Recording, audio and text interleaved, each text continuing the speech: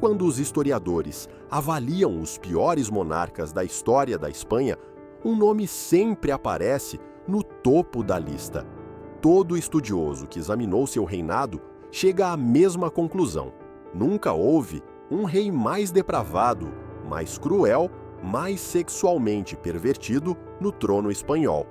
Mas você não conhece a verdadeira história, porque o que te contaram sobre casamentos reais, sobre linhagens nobres, sobre a dignidade da monarquia europeia é tudo um mito cuidadosamente construído para esconder uma realidade grotesca. Fernando III não apenas governou a Espanha, ele transformou o Palácio Real em uma caverna de horrores sexuais que envergonhariam até a mais endurecida dona de bordel. Antes de ser conhecido como El Rei Felon, o rei criminoso, ele era um príncipe tão fisicamente deformado, tão sexualmente inepto, que sua própria sogra escrevia cartas descrevendo-o como nem mesmo um homem. Este é um dos raros casos documentados na história da Europa onde temos múltiplos relatos de testemunhas oculares, de médicos reais, diplomatas estrangeiros, das próprias vítimas, todos descrevendo a mesma realidade anatômica aterradora que moldou o destino de uma nação, que você está prestes a descobrir vai destruir completamente sua compreensão do poder real. É, ao mesmo tempo, a história mais patética e mais aterrorizante de disfunção sexual já registrada nas crônicas da monarquia. Então permita-me levá-lo de volta à noite de núpcias em 1819, que se tornou tão infame que até o Papa precisou intervir. Outubro de 1819, Palácio Real de Madrid. Uma princesa de 16 anos está sentada, tremendo em sua câmara nupcial. Maria Josefa Amália da Saxônia, criada em um convento tão inocente a ponto de acreditar que as crianças eram trazidas por cegonhas, espera pela chegada de seu novo marido. Não lhe contaram nada sobre o que acontece na noite de núpcias. Suas damas de companhia, alemãs, envergonhadas demais para explicar, vestiram-na com um vestido branco e a deixaram sozinha com um rosário nas mãos. Então a porta se abre.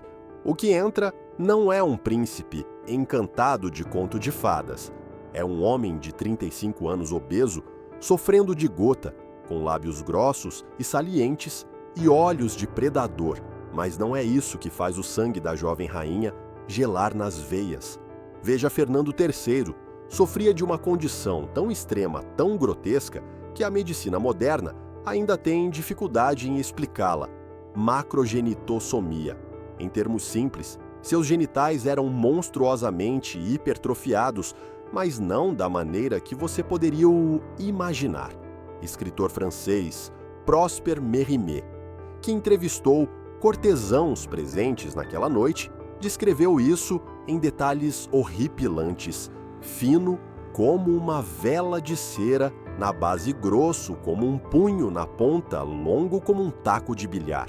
Imagine uma garota de 16 anos, criada por freiras de repente, confrontada com algo assim. A jovem rainha olhou uma vez e saltou da cama, gritando de puro terror. Mas aqui a coisa fica ainda pior. Fernando, bêbado de vinho e desejo, partiu em perseguição.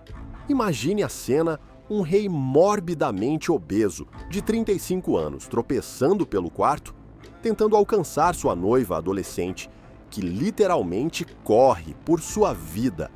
A garota era rápida, o rei não. Enfurecido com a afronta, Fernando fez o que qualquer monarca sensato faria. Ele saiu do quarto, completamente nu, com a deformidade à mostra, e começou a gritar com as damas da rainha.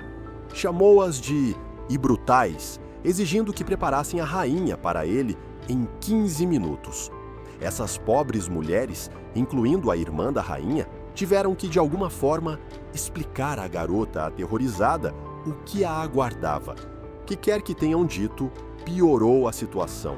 Quando Fernando voltou pronto para reivindicar seus direitos de marido, encontrou um odor que nenhum perfume real poderia mascarar. A jovem rainha, em absoluto terror, perdeu completamente o controle de seus intestinos. Rei da Espanha, em toda a sua glória grotesca, encontrou sua cama nupcial manchada com excrementos humanos. Recuou enojado, declarando que rainhas não têm o cheiro de civeta, e saiu recusando-se a tocar sua noiva por mais de uma semana. Mas esse foi apenas o começo do pesadelo de Maria Josefa. Para entender como a noite de núpcias pôde dar tão catastroficamente errado, precisamos falar sobre o que Fernando III escondia sob suas vestes reais. Aviso, isso será medicamente explícito. Muitos médicos que examinaram o rei deixaram registros detalhados. O Dr. José Maria de la Fuente escreveu: Sua Majestade possui um órgão de proporções tão extraordinárias que relações matrimoniais normais são impossíveis sem causar sérios danos à parceira. Mas não era só o tamanho. A forma em si era uma aberração da natureza. Lembra-se da descrição de Mérimée fino, na base massivo na ponta, como um instrumento de tortura medieval. Não era uma bênção, era uma maldição que assombrou Fernando desde seu primeiro casamento aos 17 anos. Quer saber o quão ruim era? Vou te contar sobre aquela primeira noite de núpcias. Em 1702, o jovem príncipe Fernando casou-se com sua prima Maria Antônia de Nápoles. Na noite de núpcias, o príncipe, cito diretamente das cartas de Maria Antônia, apenas ficou encarando sua noiva e tateando-a desajeitadamente, tocando repetidamente seus seios, sem saber como prosseguir. Ele, literalmente, não sabia como o sexo funcionava. Por 11 meses, o casamento permaneceu não consumado. O príncipe ficava excitado, tentava montar a esposa, mas nada acontecia. Sua anatomia era tão anormal que a reprodução humana básica se tornou um enigma impossível. A mãe de Maria Antônia, a rainha Maria Carolina de Nápoles, escrevia cartas cada vez mais desesperadas. Minha filha chora todas as noites. Príncipe não sente nada. Tentativas de encorajá-lo são inúteis. Não há prazer nem resultado. Essa situação é extraordinária e infeliz para qualquer um ao seu lado. No final, o confessor real teve que intervir. Um padre católico teve que sentar com o futuro rei da Espanha e explicar em detalhes como fazer sexo com sua esposa. A humilhação espalhou-se por todas as cortes europeias. Herdeiro do trono espanhol, era um fracasso sexual, uma aberração física, que não conseguia cumprir o dever matrimonial mais básico. Quando finalmente conseguiu, após quase um ano de fracassos, os danos foram catastróficos.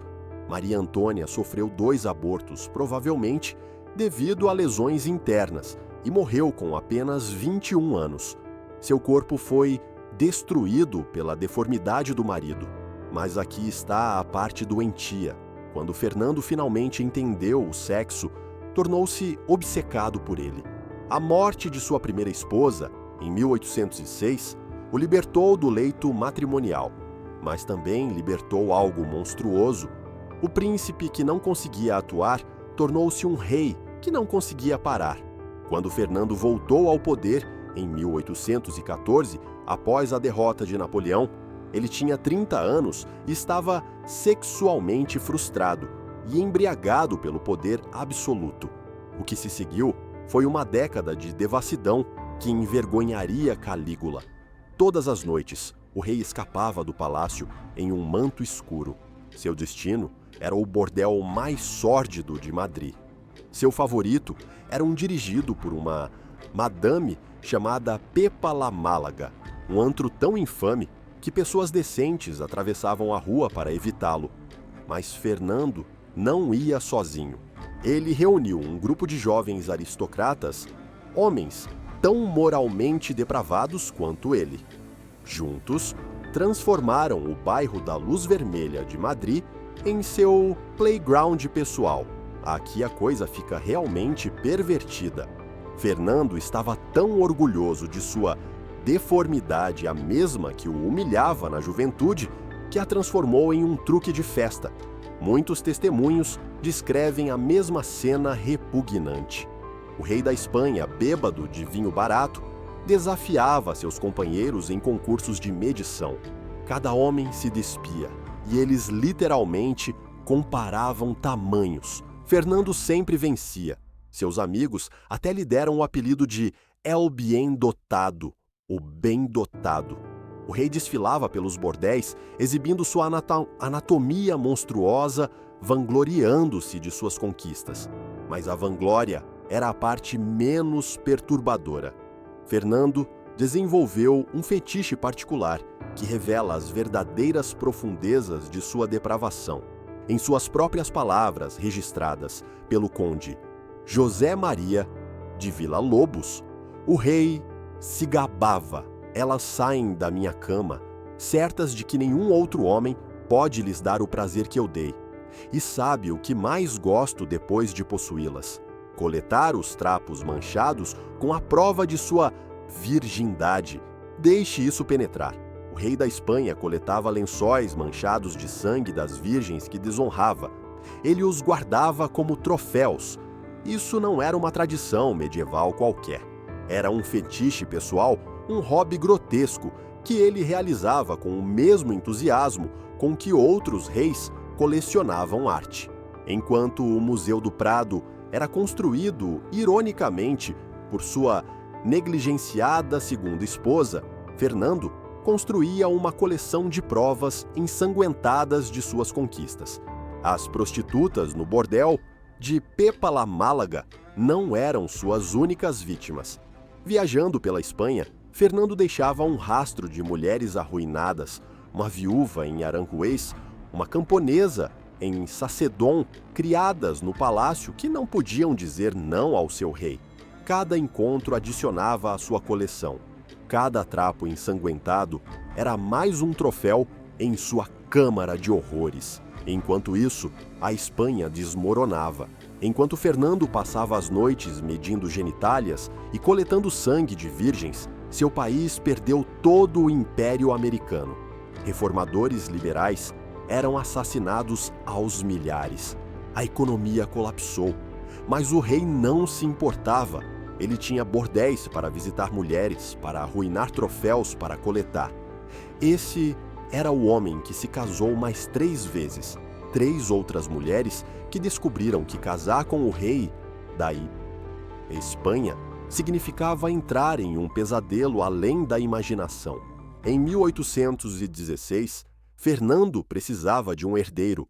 Sua solução foi casar-se com sua própria sobrinha. Maria Isabel de Bragança tinha 19 anos, era de beleza mediana e portuguesa, 3 defeitos aos olhos da corte espanhola. Os fofoqueiros de Madrid a receberam com um versinho cruel: feia pobre portuguesa, engole essa. Mas Maria Isabel tinha algo que faltava ao marido: dignidade. Enquanto Fernando continuava suas incursões noturnas aos bordéis, ela, em silêncio, fundou o Museu do Prado e abriu a Real Academia para artistas mulheres. Tentou trazer cultura a uma corte afundada em corrupção. Fernando mal notava. Para ele, ela era apenas um útero, um recipiente para o herdeiro que ele desesperadamente precisava. Em 1818, ela finalmente ficou grávida. Aqui, a história de Fernando passa de uma comédia grotesca para um horror puro. Quando Maria Isabel entrou em trabalho de parto, complicações surgiram imediatamente. Bebê estava em posição transversal. A rainha enfraquecia.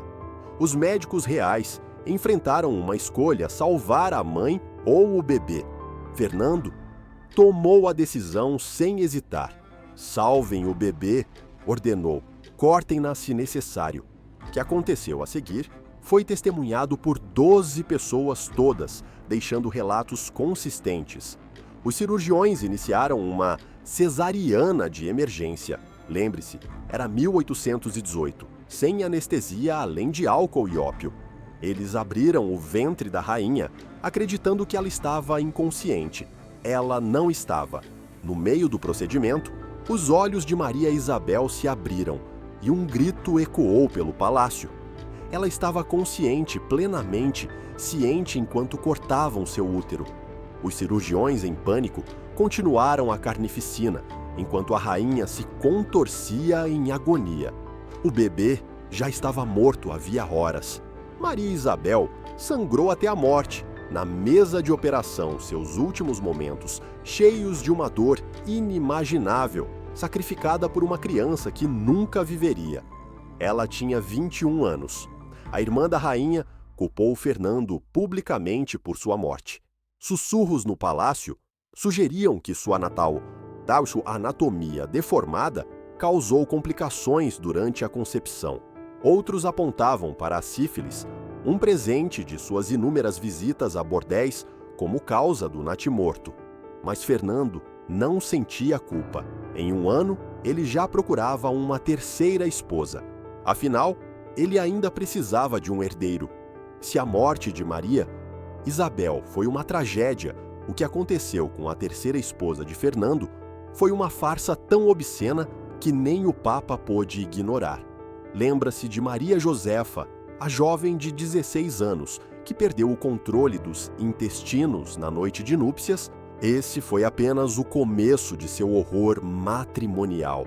Após o desastre da noite de núpcias, Fernando se recusou a tocar sua noiva adolescente por uma semana. Quando finalmente voltou ao seu leito, ela lutou com uma força surpreendente. Essa garota, criada por freiras para ser submissa e obediente, transformou-se em uma fera selvagem diante dos avanços do marido. Ela mordeu-arranhou, chutou-o em seus genitais monstruosos com tanta força que o rei gritou e fugiu do quarto. Mas a resistência não poderia durar para sempre. Fernando era o rei. Maria Josefa era sua propriedade. Então, ele tentou uma nova tática: paciência. Todas as noites, ele entrava em seu quarto. Todas as noites, ela rezava o terço enquanto ele tentava seduzi-la. A rainha tinha uma arma poderosa em seu arsenal: a ignorância. Ela acreditava sinceramente que as crianças vinham de cegonhas. Quando Fernando tentou explicar os fatos da vida, ela o acusou de mentir, de tentar enganá-la em um pecado mortal. Deus não criaria um método tão vil de criar vida, declarou ela. Você está testando minha virtude com essas mentiras. Semanas se passaram meses. Fernando, o homem que se vangloriava de suas conquistas sexuais, não conseguia consumar o casamento com sua própria esposa. A corte sussurrava.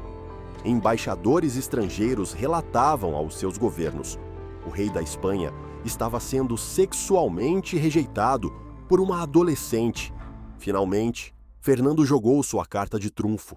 Ele escreveu ao Papa. O Papa Pio VII, um italiano idoso que sobreviveu a Napoleão e pensava ter visto de tudo, recebeu uma carta que deve ter abalado sua fé. O rei da Espanha, defensor da fé católica, precisava que o Santo Padre convencesse sua esposa a fazer sexo com ele. A resposta do Papa foi preservada nos arquivos do Vaticano. É uma obra-prima de diplomacia eclesiástica. Sua Santidade explicou delicadamente que as relações matrimoniais não eram apenas permitidas, mas exigidas por Deus. Gerar um herdeiro era o dever sagrado de Maria Josefa. Recusar o marido era recusar a vontade de Deus. Mas nem mesmo a carta do Papa foi suficiente.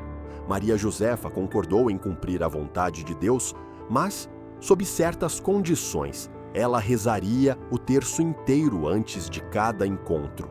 Ela manteria os olhos fechados o tempo todo e pensaria na Virgem Maria para manter a pureza espiritual.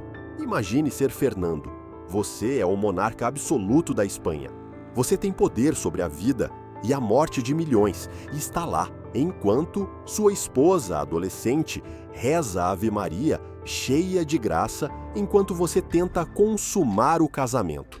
Esse foi, segundo todos os relatos, o relacionamento menos erótico da história real. Maria Josefa ficava deitada, como se estivesse morta, movendo os lábios em uma oração silenciosa, enquanto Fernando tentava criar um herdeiro.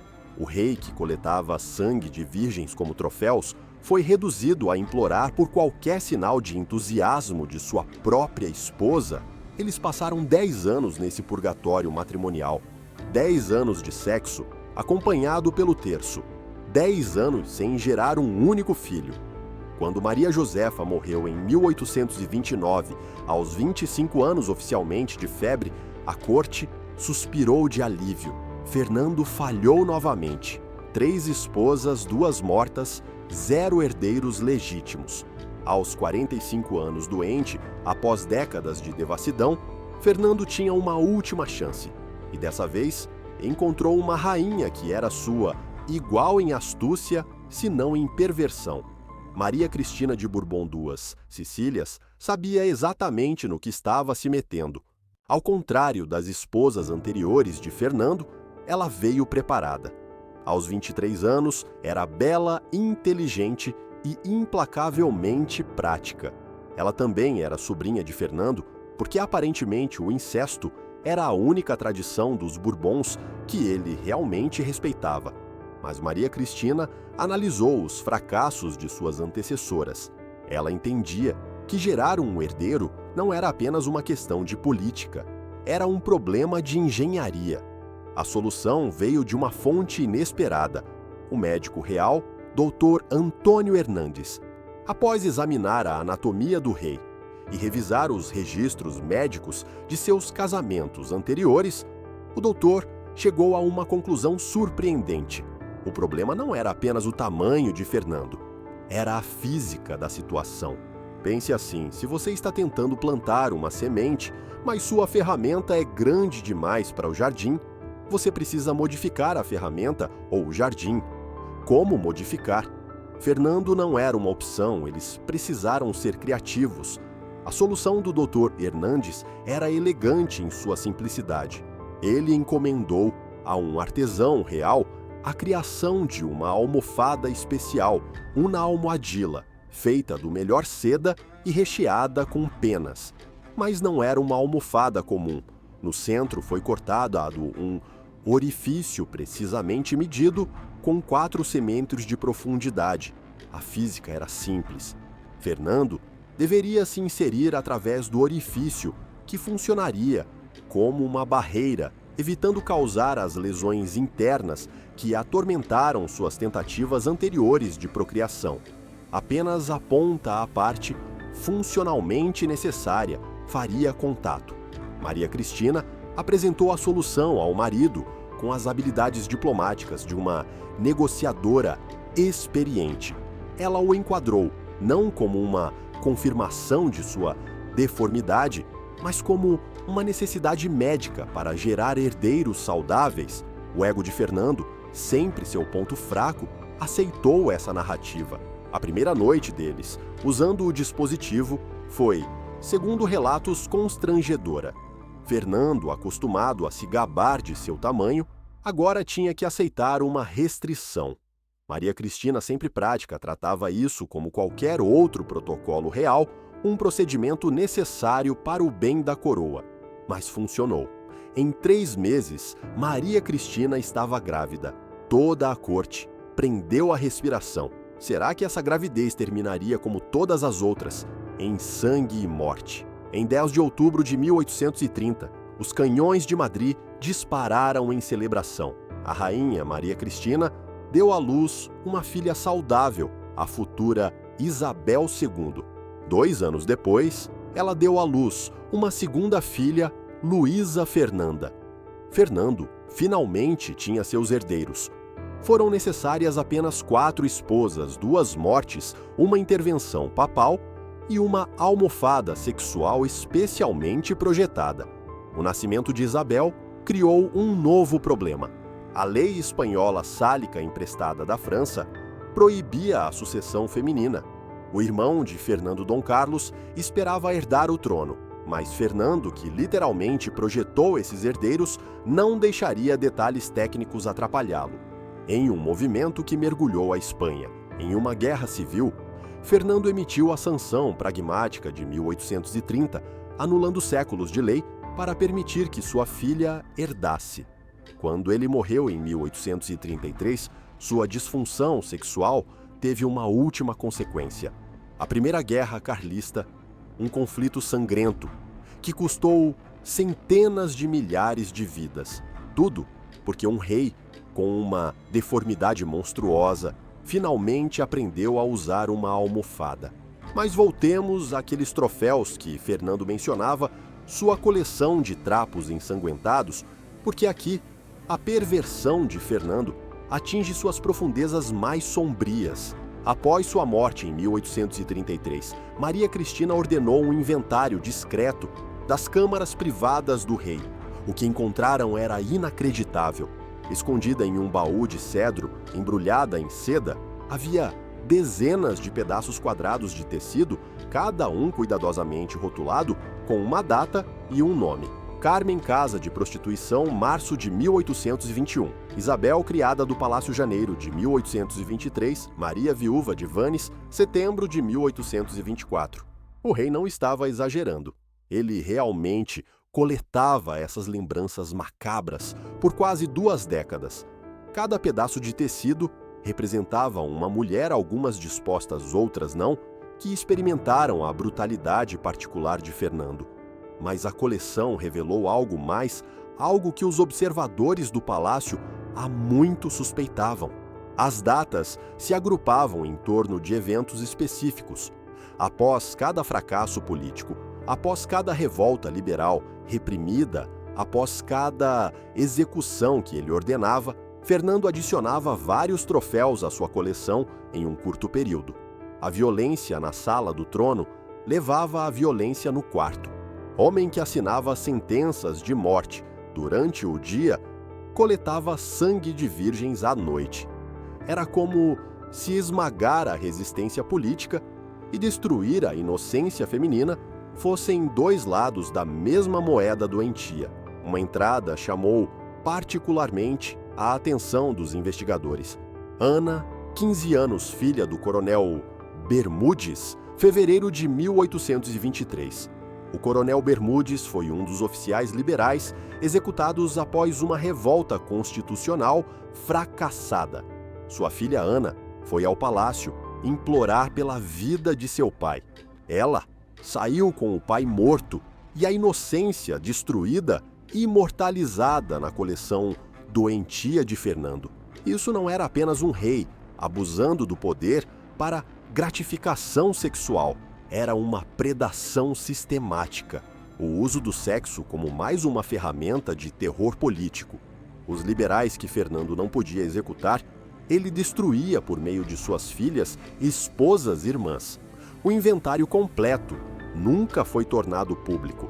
Maria Cristina, mostrando mais sabedoria do que seu falecido marido jamais teve, ordenou que toda a coleção fosse queimada, mas não antes que alguns cortesãos a vissem e registrassem o que viram. Seus relatos são perfeitamente consistentes, perfeitamente demais para serem descartados como fofocas de palácio. Sabemos que Fernando guardava esses troféus, sabemos que ele os rotulava, sabemos que ele adicionava à coleção após momentos de violência política. Não sabemos quantas mulheres sofreram para construir esse museu grotesco. Os trapos preservados sugerem dezenas. A realidade provavelmente era pior. Porque aqui está a coisa sobre predadores. Eles não anunciam seus fracassos. Por cada troféu ensanguentado naquele baú, quantas mulheres resistiram, quantas escaparam, quantas foram silenciadas antes que pudessem contar suas histórias, nunca saberemos. Fernando levou esses segredos para o túmulo, junto com os nomes das vítimas, cujo único crime foi atrair a atenção de um rei que confundia poder com permissão. Quando Fernando III morreu em 29 de setembro de 1833, a Espanha mal o lamentou. Seu próprio irmão imediatamente declarou guerra. Sua filha enfrentou múltiplas guerras civis defendendo o trono que ele lhe deu. Sua viúva, rapidamente, se casou novamente com um mero guarda, escandalizando a nação uma última vez. Mas o verdadeiro legado de Fernando não era político, era pessoal. Ele transformou a monarquia espanhola de uma instituição sagrada em uma piada sórdida. Cada rei depois dele foi manchado pela associação. Cada casamento real era visto com suspeita.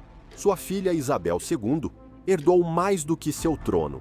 Ela herdou seus apetites sexuais, seus próprios romances escandalosos e suposta ninfomania levaram à sua deposição em 1868. A dinastia dos Bourbons, que Fernando literalmente trouxe ao mundo, foi expulsa do poder pela corrupção herdada de seu próprio sangue.